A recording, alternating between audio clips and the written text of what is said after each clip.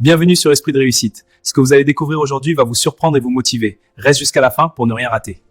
En juin 1966, Mobutu Sese Seko a fait pendre 4 hommes devant 40 000 spectateurs. Le procès avait duré 1h30. La délibération, 6 minutes. Pas d'avocat, pas d'appel. Le verdict était connu avant même que les accusés soient arrêtés. Le service d'information du Congo l'avait annoncé à la radio le matin même de leur arrestation. Voilà le décor. Mais ce que vous ne savez peut-être pas, c'est ce qu'il est arrivé aux autres, aux ministres, aux généraux, aux directeurs de la sûreté. Ceux qui ont survécu à cette nuit de juin 1966. Ceux qui ont servi Mobutu pendant 20 ans, 30 ans. Certains ont été torturés à mort dans un camp militaire. D'autres ont emporté leurs secrets dans la tombe à Bruxelles.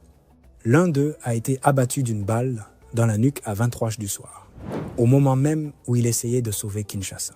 Cette vidéo, c'est l'enquête que personne n'a faite. 4 modes de mort. Exécution publique, torture secrète, assassinat dans le chaos et l'exil lent le corps qui lâche après des années de séquelles, loin de chez soi. Pas de procès pour aucun d'entre eux, pas de condamnation, pas d'enquête judiciaire, 30 ans de régime et à la fin, le silence. Ce que nous allons faire aujourd'hui, c'est nommer les morts et raconter comment ils sont vraiment morts. Pas la version officielle, la version des témoins, des archives, des enquêtes, parce qu'il y a une différence entre ce que Mobutu a annoncé et ce que les documents révèlent. Pour comprendre ces morts, il faut d'abord comprendre comment le pouvoir fonctionnait. Mobutu n'était pas seul. Dans les premières années, il s'appuyait sur un cercle restreint, le groupe de Binza. Des hommes qui se réunissaient dans le quartier résidentiel de Binza, à Kinshasa, pour décider du sort du pays. Il y avait Justin Bomboko, ministre des Affaires étrangères, Victor Ndaka, directeur de la Sûreté nationale, et d'autres. Ce groupe a participé à l'élimination de Patrice Lumumba en 1961. Il a soutenu le coup d'État de Mobutu en 1965 et pendant des années, il a géré les affaires intérieures du pays, y compris la répression. Le paradoxe, c'est ça. Les mêmes hommes qui ont aidé Mobutu à prendre le pouvoir sont devenus, avec le temps, des témoins gênants et des victimes potentielles. La question n'était pas si Mobutu frapperait ses propres alliés. La question était quand.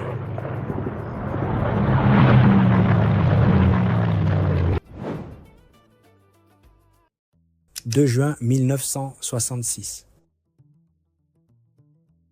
Évariste Kimba, ancien Premier ministre, Jérôme Anani, ancien ministre de la Défense, Emmanuel Bamba, sénateur kimbanguiste, Alexandre Mahamba, ancien ministre des Affaires foncières.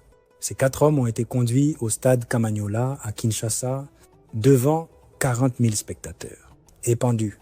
Bon, maintenant, voici ce que les archives révèlent. D'abord, les accusés n'avaient jamais sérieusement planifié d'assassiner Mobutu. Des documents et des témoignages concordants indiquent qu'ils avaient été entraînés dans des discussions par un colonel, le colonel Bangala, qui se trouvait curieusement être le plus virulent contre Mobutu dans ces conversations, et qui était en réalité à la solde de Mobutu. Autrement dit, Mobutu a laissé se former un prétendu complot pour mieux le réprimer. Larry Devlin, le chef de station de la CIA à Kinshasa à l'époque, a confirmé dans ses mémoires qu'il avait informé Mobutu de l'existence du complot et que tous deux avaient convenu de laisser évoluer la situation avant d'intervenir. Le spectacle du juin était prémédité et la pendaison elle-même a tourné au chaos. La lutte de Kimba contre la mort a duré plus de 20 minutes. La foule a été prise d'une violente panique lors de la dernière exécution. Les demandes de grâce du pape Paul VI, du président Johnson, du roi Baudouin et d'Amnesty International n'ont rien changé. Mobutu voulait un exemple. Il en a fait 4. Pierre Moulele, avant d'être un nom dans un rapport d'enquête. C'était l'homme que Lumumba appelait son fils spirituel, ministre de l'Éducation dans le premier gouvernement congolais. Puis, partisan de la guérilla, réfugié à Brazzaville de l'autre côté du fleuve Congo. En septembre 1968, Mobutu annonce une amnistie générale. Pierre Moulele, peut rentrer. Moulele hésite. Mais Justin Bomboko, le ministre des Affaires étrangères, traverse personnellement le fleuve avec le bateau présidentiel pour aller le chercher à Brazzaville le 29 septembre 1968. Un geste de confiance, un geste d'État. Moulele et sa compagne Léonie Abo passent leur première nuit de retour dans la résidence privée de Bomboko à Kinshasa. C'était un piège. Dès le lendemain, Moulele est arrêté. Ce qui se passe ensuite a été reconstitué à la Conférence nationale souveraine de 1992 des auditions officielles, sous serment, devant des commissaires congolais. Les témoins, la fille de Mulel, le général Singa, d'autres témoins directs. Et Bomboko lui-même, la conclusion est sans ambiguïté. Pierre Mulel et son compagnon ont été exécutés dans la nuit du 2 au 3 octobre 1968.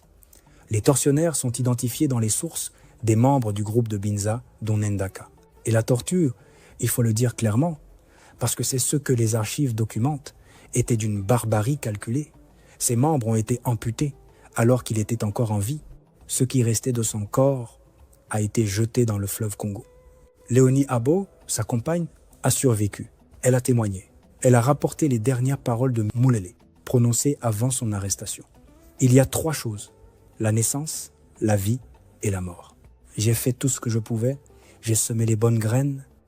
Ouais.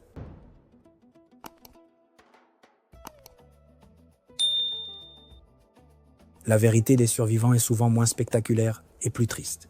Maintenant, les survivants. Jean Ngouza Karlibon a été Premier ministre à 2 reprises sous Mobutu.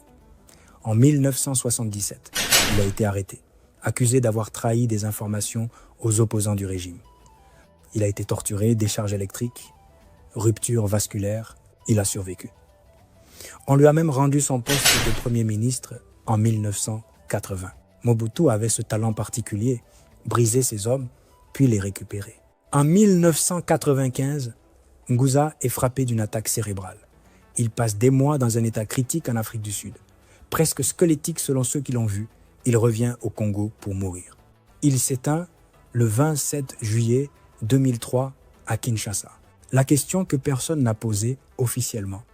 Les séquelles de la torture de 1977 ont-elles directement provoqué ces accidents vasculaires de 1995? Aucun médecin ne l'a établi publiquement.